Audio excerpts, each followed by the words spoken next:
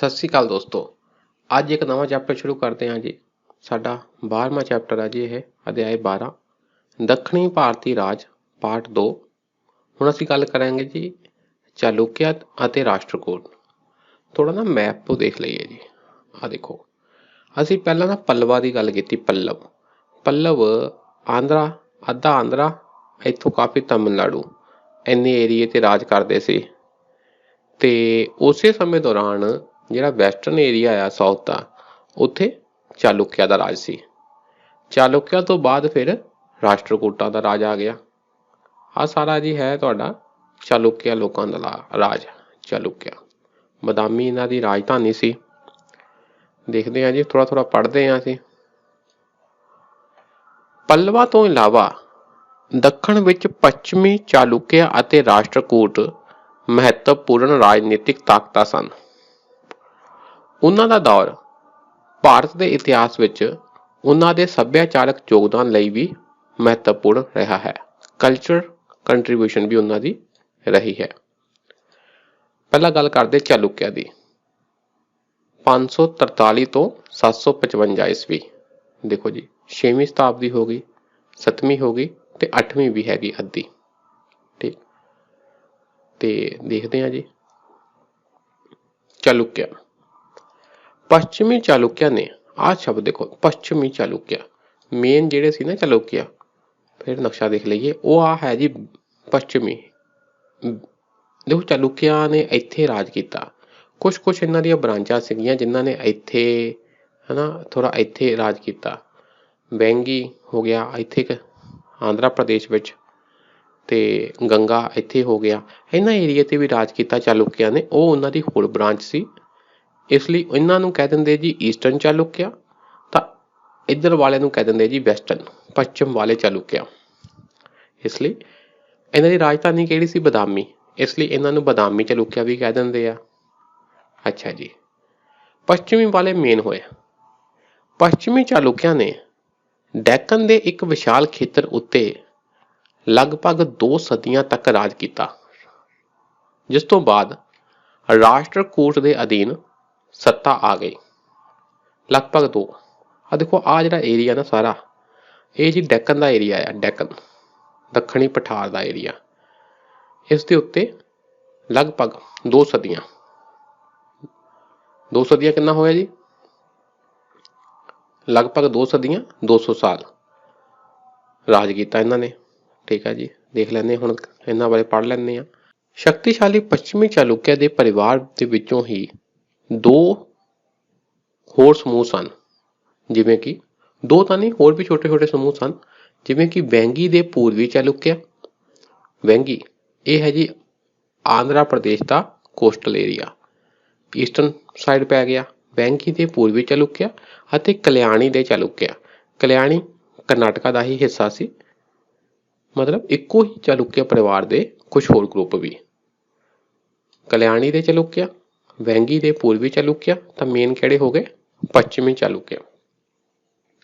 ਪੁਲਕੇਸਿਨ ਪਹਿਲਾ ਚਾਲੁਕਿਆ ਰਾਜਵੰਸ਼ ਦਾ ਸੰਸਥਾਪਕ ਸੀ। ਇੰਪੋਰਟੈਂਟ ਆ, ਆਹ ਲਾਈਨ ਇੰਪੋਰਟੈਂਟ ਆ। ਚਾਲੁਕਿਆ ਰਾਜਵੰਸ਼ ਦਾ ਸੰਸਥਾਪਕ ਕਿਹੜਾ? ਪੁਲਕੇਸਿਨ ਪਹਿਲਾ। ਉਸਨੇ ਇੱਕ ਛੋਟਾ ਰਾਜ ਸਥਾਪਿਤ ਕੀਤਾ ਜਿਸ ਦੀ ਰਾਜਧਾਨੀ ਬਟਾਪੀ ਜਾਂ ਬਦਾਮੀ ਸੀ। ਬਟਾਪੀ ਜਾਂ ਬਦਾਮੀ ਇਹ ਸੀ ਜੀ। ਬਟਾਪੀ ਵਗੈਰਾ ਪੁਰਾਣੇ ਨਾਮ ਆ, ਹੁਣ ਬਦਾਮੀ ਕਹਿ ਦਿੰਦੇ ਆ। ਇਹਦਾ ਮੇਨ ਰਾਜਾ ਸੀ ਜੀ ਪੁਲਕੇਸਿਨ II। ਯਾਦ ਕਰੋ, ਹੁਣ ਅਸੀਂ ਪੁਲਕੇਸਿਨ ਬਾਰੇ ਹੋਰ ਗੱਲਾਂ ਪੜ੍ਹੀਆਂ। ਇਹ ਉਹੀ ਰਾਜਾ ਸੀ ਜਿਹਨੇ ਹਰਸ਼ਵਰਧਨ ਦੀ ਦੱਖਣ ਵਾਲੀ ਮੁਹਿੰਮ ਨੂੰ ਰੋਕ ਦਿੱਤਾ ਸੀ। ਪੁਲਕੇਸਿਨ II ਇਹੀ ਰਾਜਾ ਸੀ ਜਿਸ ਨੇ ਪੱਲਵ ਰਾਜੇ ਮਹਿੰਦਰ ਵਰਮਨ ਪਹਿਲੇ ਕੋਲੋਂ ਕਾਫੀ ਏਰੀਆ ਆਪਣੇ ਕਬਜ਼ੇ ਵਿੱਚ ਲੈ ਲਿਆ ਸੀ। ਪੜ੍ਹਦੇ ਹਾਂ ਜੀ। 608 ਤੋਂ 642 ਈਸਵੀ, ਇਹ 7ਵੀਂ ਸ਼ਤਾਬਦੀ ਹੋ ਗਈ। ਇਸ ਰਾਜਵੰਸ਼ ਦਾ ਸਭ ਤੋਂ ਮਹੱਤਵਪੂਰਨ ਸ਼ਾਸਕ ਪੁਲਕੇਸਿਨ II ਸੀ। ਸਭ ਤੋਂ important Pulakeshin II, Chalukya, western Chalukya ਦਾ ਰਾਜਾ। ਉਸ ਦੁਆਰਾ ਜਾਰੀ ਕੀਤਾ ਗਿਆ ਆਇਹੋਲ ਸ਼ਿਲਾਲੇਖ ਉਸ ਦੇ ਰਾਜ ਦਾ ਵੇਰਵਾ ਦਿੰਦਾ ਹੈ। ਆਇਹੋਲ ਕਰਨਾਟਕਾ ਵਿੱਚ ਇੱਕ ਹੈ ਜੀ ਸ਼ਿਲਾਲੇਖ, ਉੱਤੇ ਲਿਖੀਆਂ ਹੈ ਗੱਲਾਂ ਲਿਖੀਆਂ ਕਿ ਪੁਲਕੇਸਿਨ II ਨੇ ਕੀ ਕੀਤਾ। ठीक।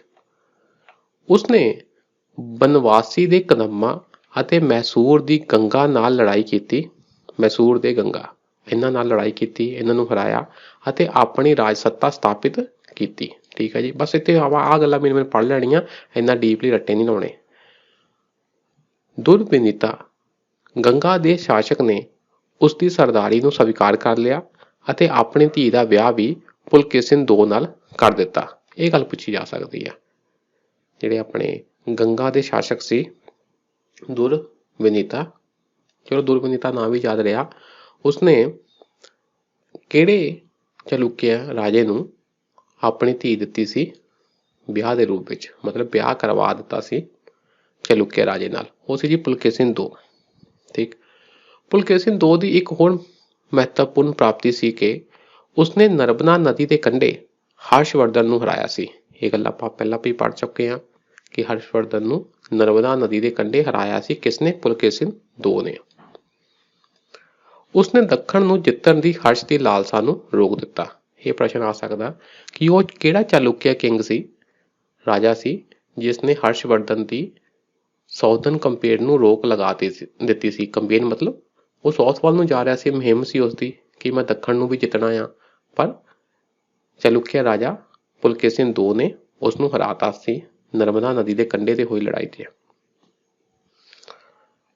ਪੱਲਵਾਂ ਦੇ ਵਿਰੁੱਧ ਆਪਣੀ ਪਹਿਲੀ ਮੁਹਿੰਮ ਵਿੱਚ ਪੁਲਕੇਸਿਨ II ਜੇਤੂ ਰਿਹਾ ਸੀ, ਪਰ ਉਸਨੂੰ ਕਾਂਚੀ ਦੇ ਨੇੜੇ ਨਰਸਿਮਹਾ ਵਰਮਨ ਪਹਿਲੇ ਦੇ ਹੱਥੋਂ ਸ਼ਰਮਨਾਕ ਹਾਰ ਦਾ ਸਾਹਮਣਾ ਕਰਨਾ ਪਿਆ ਸੀ। ਇਹ ਅਸੀਂ ਗੱਲ ਪੜ੍ਹੀ ਕਿ ਪੁਲਕੇਸਿਨ II ਨੇ ਪੱਲਵਾ ਰਾਜਾ ਮਹੇਂਦਰ ਵਰਮਨ ਬੰਨ ਨੂੰ ਤਾਂ ਹਰਾਤਾ, ਪਰ ਮਹੇਂਦਰ ਵਰਮਨ ਬੰਨ ਦਾ ਪੁੱਤਰ ਸੀ ਜਿਹੜਾ ਨਰਸਿਮ ਵਰਮਨ, ਉਸਨੇ ਬਾਅਦ ਵਿੱਚ ਹਰਾ ਦਿੱਤਾ ਸੀ ਪੁਲਕੇਸਿਨ II ਦੀ ਸੈਨਾ ਨੂੰ, ਤੇ ਇਹਨਾਂ ਦੇ ਏਰੀਏ ਵਿੱਚ ਵੜ ਕੇ ਇਹਨਾਂ ਦੀ ਰਾਜਧਾਨੀ ਬਦਾਪੀ ਨੂੰ ਤਹਿਸ ਨਹਿਸ ਕਰ ਦਿੱਤਾ ਸੀ। ਸ਼ਰਮਨਾਕ ਹਾਰ। ਠੀਕ। ਇਸ ਤੋਂ ਬਾਅਦ ਚਾਲੁਕਿਆ ਦੀ ਰਾਜਧਾਨੀ ਬਦਾਪੀ ਤੇ ਪੱਲਵਾਂ ਦੁਆਰਾ ਕਬਜ਼ਾ ਕਰ ਲਿਆ ਗਿਆ ਸੀ ਅਤੇ ਇਸ ਨੂੰ ਤਬਾਹ ਕਰ ਦਿੱਤਾ ਗਿਆ ਸੀ। ਇਹ ਲਾਈਨ ਅਸੀਂ ਪੜ੍ਹ ਲਈ ਪਹਿਲਾਂ ਵੀ, ਸਮਝ ਲਈ। ਹਿਊਨ ਸਾਂਗ ਵੀ ਪੁਲਕੇਸਿਨ II ਦੇ ਰਾਜ ਵਿੱਚ ਗਿਆ ਸੀ। ਹਿਊਨ ਸਾਂਗ, ਇਹ ਪ੍ਰਸ਼ਨ ਆ ਸਕਦਾ ਕਿ ਪ੍ਰਸਿੱਧ ਚੀਨੀ ਯਾਤਰੀ ਹਿਊ ਸਾਂਗ ਕਿਹੜੇ ਚਾਲੁਕਿਆ ਰਾਜੇ ਦੇ ਦਰਬਾਰ ਵਿੱਚ ਗਿਆ ਸੀ? ਉਹ ਵੀ ਕੀ ਆ? ਪੁਲਕੇਸਿਨ II।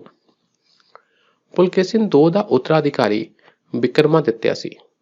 ਉਸਨੇ ਇੱਕ ਵਾਰ ਫਿਰ ਚਾਲੁਕਿਆ ਰਾਜ ਨੂੰ ਮਜ਼ਬੂਤ ਕੀਤਾ ਅਤੇ ਪੱਲਵ ਦੀ ਰਾਜਧਾਨੀ ਕਾਂਚੀ ਨੂੰ ਲੁੱਟ ਲਿਆ ਸੀ। ਹੁਣ ਦੇਖੋ ਪੁਲਕੇਸਿਨ II ਦਾ ਉੱਤਰਾਧਿਕਾਰੀ ਕਿਹੜਾ ਹੋਇਆ? ਵਿਕਰਮਾਦਿੱਤਿਆ। ਹੁਣ ਵਿਕਰਮਾਦਿੱਤਿਆ ਨੇ ਚਾਲੁਕਿਆ ਨੂੰ ਹਰਾਇਆ ਤੇ ਉਹਨਾਂ ਦੀ ਰਾਜਧਾਨੀ ਨੂੰ ਲੁੱਟ ਲਿਆ।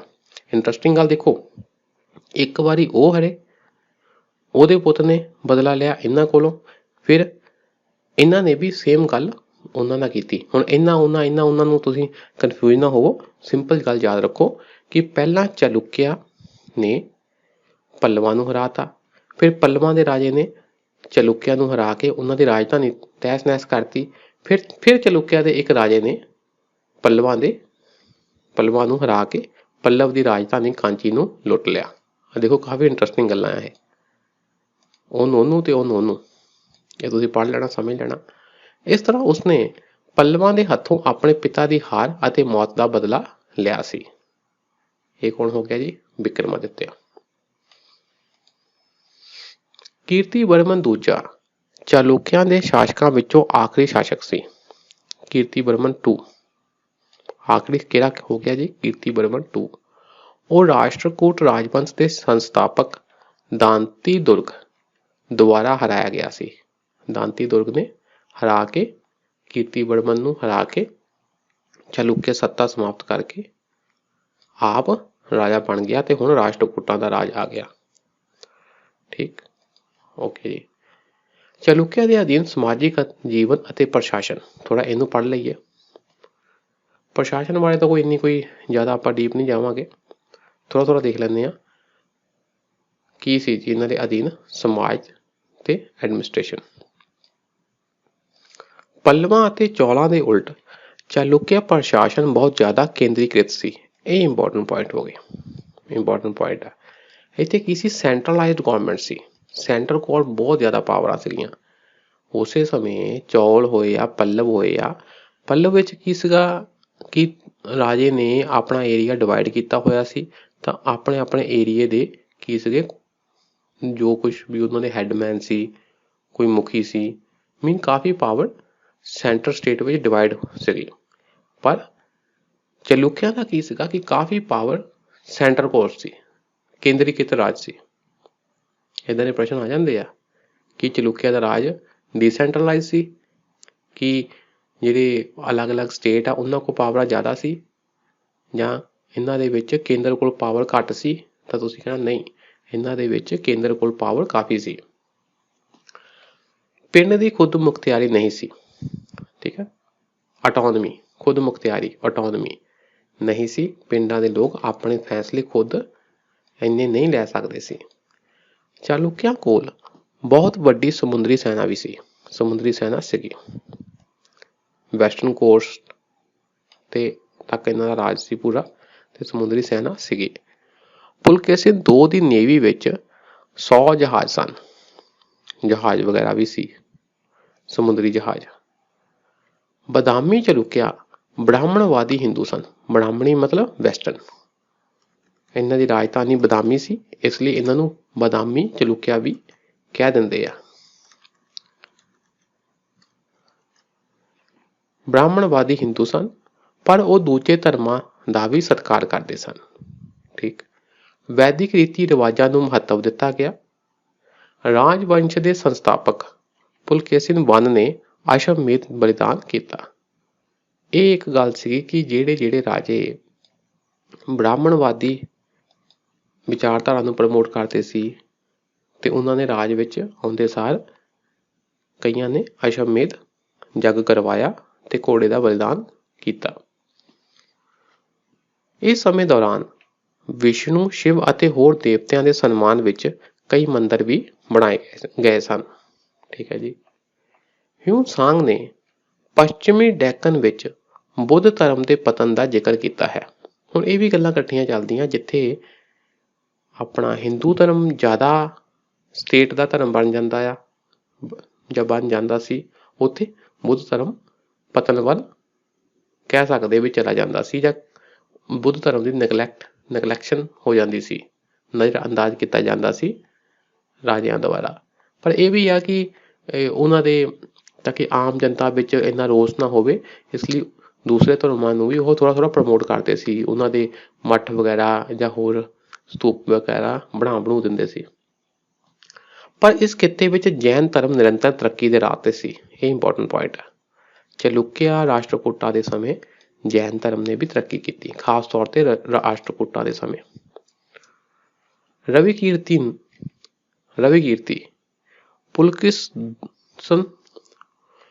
ਪੁਲਕੇਸਿਨ II ਦਾ ਦਰਬਾਰੀ ਕਵੀ ਸੀ, ਜਿਸਨੇ ਆਈਹੋਲ ਸ਼ਿਲਾਲੇਖ ਦੀ ਰਚਨਾ ਕੀਤੀ ਸੀ।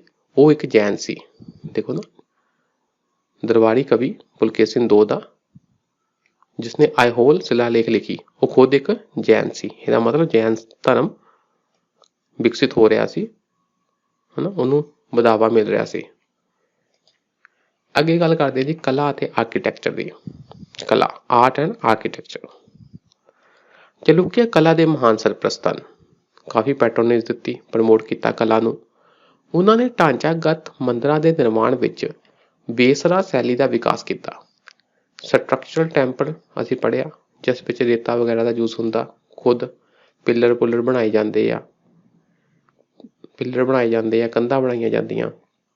ਇਹਨੂੰ ਕਹਿੰਦੇ ਜੀ ਸਟਰਕਚਰਲ ਟੈਂਪਲਸ, ਢਾਂਚਾਗਤ ਮੰਦਿਰ। ਇਹ ਮੰਦਿਰ ਬਣਾਏ ਗਏ ਤੇ ਇਸ ਵਿੱਚ ਬੇਸਰਾ ਸ਼ੈਲੀ ਅਸੀਂ ਪੜ੍ਹਿਆ ਸੀ ਕਿ ਮੰਦਿਰਾਂ ਦੀਆਂ 3 ਸ਼ੈਲੀਆਂ ਸੀ। ਉੱਤਰ ਭਾਰਤ ਵਿੱਚ ਨਾਗਰਾ ਸ਼ੈਲੀ, ਦੱਖਣ ਭਾਰਤ ਵਿੱਚ ਦਰਾਵਿੜ ਸ਼ੈਲੀ, ਤਾਂ ਵਿਚਕਾਰ ਵਿੱਚ ਮੱਧ ਭਾਰਤ ਵਿੱਚ ਜਿੱਥੇ ਦਰਾਵਿੜ ਤੇ ਨਾਗਰਾ ਦੋਵਾਂ ਦੇ ਗੁਣ ਲੱਛਣ ਮਿਲਦੇ ਆ, ਉਹਨੂੰ ਕਹਿੰਦੇ ਜੀ ਬੇਸਰਾ ਸ਼ੈਲੀ। NCERT ਵਿੱਚ ਅਸੀਂ ਜ਼ਿਆਦਾ ਡਿਟੇਲ ਵਿੱਚ ਜਾਵਾਂਗੇ। ਮੰਦਿਰਾਂ ਦੀ ਸ਼ੇਪ, ਅਲੱਗ-ਅਲੱਗ ਸ਼ੈਲੀਆਂ ਦੇ ਮੰਦਿਰਾਂ ਦੀ ਸ਼ੇਪ ਤੇ ਬੇਸਰਾ ਵਿੱਚ ਕੀ ਹੁੰਦਾ ਆ, ਇਹ ਪ੍ਰਸ਼ਨ ਆਇਆ ਆ। ਇਹ ਪ੍ਰਸ਼ਨ UPSC ਵਿੱਚ ਪੁੱਛਿਆ ਗਿਆ ਆ। ਉੱਤਰ ਭਾਰਤ ਦੇ ਮੰਦਿਰ ਕਿਹੜੀ ਸ਼ੈਲੀ ਦੇ, ਦੱਖਣ ਭਾਰਤ ਦੇ ਮੰਦਿਰ ਕਿਹੜੀ ਸ਼ੈਲੀ ਦੇ, ਤੇ ਵਿਚਕਾਰਲੇ ਕਿਹੜੇ ਕਿਹੜੀ ਸ਼ੈਲੀ ਦੇ? ਮੱਧ ਭਾਰਤ ਦੇ ਮੰਦਰ ਵੇਸਰਾ ਸ਼ੈਲੀ ਦੇ। ਤੇ ਵੇਸਰਾ ਸ਼ੈਲੀ ਦੇ ਮੰਦਿਰਾਂ ਦਾ ਵਿਕਾਸ ਕੀਤਾ ਚਾਲੁਕਿਆਂ ਨੇ। ਹਾਲਾਂਕਿ ਵੇਸਰਾ ਸ਼ੈਲੀ ਰਾਸ਼ਟਰਕੂਟ ਅਤੇ ਹੋਇਸਾਲਾ ਦੇ ਅਧੀਨ ਹੀ ਆਪਣੇ ਸਿਖਰ ਤੇ ਪਹੁੰਚੀ ਸੀ। ਚਾਲੁਕਿਆਂ ਨੇ ਹੁੰਗਾਰਾ ਦਿੱਤਾ। ਉਸ ਤੋਂ ਬਾਅਦ ਰਾਸ਼ਟਰਕੂਟ ਤੇ ਹੋਇਸਾਲਾ ਇਸੇ ਏਰੀਏ ਦੇ ਵਿੱਚ ਹੋਏ ਆ। ਇਹ ਵੀ ਇੱਕ ਸਾਮਰਾਜ, ਜਿੱਦਾਂ ਆਪਾਂ ਚਾਲੁਕਿਆ ਪੜ੍ਹਦੇ ਹਾਂ ਉਸ ਹਿਸਾਬ ਨਾਲ ਰਾਸ਼ਟਰਕੂਟ ਤੇ ਹੋਇਸਾਲਾ ਹੋਏ ਆ। ਉਹਨਾਂ ਨੇ ਵੀ ਇਸ ਸ਼ੈਲੀ ਨੂੰ ਸਿਖਰ ਤੇ ਲੈ ਗਏ ਬਾਅਦ ਵਿੱਚ, ਠੀਕ ਹੈ ਨਾ। ਬਾਅਦ ਵਿੱਚ ਇਸ ਸ਼ੈਲੀ ਨੂੰ ਸਿਖਰ ਤੇ ਲੈ ਗਏ। ਹੋਇਸਾਲਾ ਮੰਦਿਰ ਕਾਫੀ ਫੇਮਸ ਆ। ਠੀਕ, ਆਪਾਂ ਨਾ ਉੱਤੋਂ ਤੋਂ ਤੁਸੀਂ ਪੜ੍ਹ ਲਓ, ਸਮਝ ਲਓ। ਦੇਖੋ ਐਗਜ਼ਾਮਾਂ ਦਾ ਇੱਕ ਲੈਵਲ ਹੁੰਦਾ ਆ। ਜੇ ਤਾਂ ਤੁਸੀਂ ਵੈਸੇ ਪੜ੍ਹੀ ਹੈ ਹਿਸਟਰੀ, ਸਮਝ ਕੇ ਇੰਪੋਰਟੈਂਟ ਚੀਜ਼ਾਂ ਚੱਕੀਆਂ, ਉਹਨਾਂ ਕੀ ਹੁੰਦਾ ਕਿ ਤੁਸੀਂ ਇੱਕ ਲੈਵਲ ਤੱਕ ਦੇ ਐਗਜ਼ਾਮ ਕਰੈਕ ਕਰ ਲਓਗੇ। ਜੇ ਤੁਸੀਂ ਥੋੜ੍ਹਾ ਹੋਰ ਡੀਪ ਪੜ੍ਹੇ ਆ, ਪੁਰਾਣੇ ਪੇਪਰ ਦੇਖਿਓ UPSC ਦੇ, ਟੈਸਟ ਸੀਰੀਜ਼ ਦਿੱਤੀ ਆ, ਹੈ ਨਾ, ਫਿਰ ਤੁਸੀਂ UPSC ਲੈਵਲ ਤੱਕ ਕੁਐਸਚਨ ਕਰਨ ਦੇ ਕਾਬਿਲ ਹੋਵੋਗੇ। ਹੁਣ ਤੁਸੀਂ ਸਮਝ ਲਓ ਕੀ ਕੀ ਚੀਜ਼ਾਂ ਹੁੰਦੀਆਂ। ਬਾਅਦ ਵਿੱਚ ਤੁਹਾਡੀ ਸਾਰੀ ਤਿਆਰੀ ਕੁਐਸਚਨ ਆਨਸਰ ਨਾਲ ਹੀ ਹੋਣੀ ਆ। ਚਾਲੁਕਿਆ ਦੇ ਸੰਰਚਨਾਤਮਕ ਮੰਦਿਰ, ਸੰਰਚਨਾਤਮਕ ਵੀ ਉਹੀ ਢਾਂਚਾਗਤ ਸਟਰਕਚਰ ਮੰਦਿਰ ਉਹਨਾਂ ਨੂੰ ਕਹਿੰਦੇ ਆ, ਆਈਹੋਲ, ਬਦਾਮੀ ਅਤੇ ਪੱਟਾਡਕਲ ਵਿੱਚ ਮੌਜੂਦ ਹਨ। ਠੀਕ ਹੈ ਜੀ। ਚਾਲੁਕਿਆ ਦੇ ਅਧੀਨ ਗੁਫਾ ਮੰਦਿਰ, ਕੇਵ ਟੈਂਪਲ, ਪਹਾੜਾਂ ਨੂੰ ਕੱਟ ਕੇ ਉਹਦੇ ਅੰਦਰ ਗੁਫਾ ਬਣਾ ਕੇ ਗੁਫਾ ਮੰਦਿਰ ਬਣਾਉਣੇ। ਉਹਨਾਂ ਦੀ ਇਸ ਦੀ ਆਰਕੀਟੈਕਚਰ ਵੀ ਬਹੁਤ ਮਸ਼ਹੂਰ ਸੀ। ਉਹਨਾਂ ਦੇ ਗੁਫਾ ਮੰਦਿਰ ਅਜੰਤਾ, ਐਲੋਰਾ ਅਤੇ ਨਾਸਿਕ ਵਿੱਚ ਮਿਲਦੇ ਹਨ। ਚਾਲੁਕਿਆ ਦੇ ਅਜੰਤਾ, ਐਲੋਰਾ ਦੀਆਂ ਗੁਫਾਵਾਂ ਤੁਹਾਨੂੰ ਥੋੜ੍ਹਾ ਪਤਾ ਹੋਵੇਗਾ, ਕਾਫੀ ਫੇਮਸ ਗੁਫਾਵਾਂ ਆ। ਅਜੰਤਾ, ਐਲੋਰਾ ਅਤੇ ਨਾਸਿਕ ਵਿੱਚ ਇਹ ਕੇਵ ਟੈਂਪਲਸ, ਗੁਫਾ ਮੰਦਿਰ ਮਿਲਦੇ ਆ।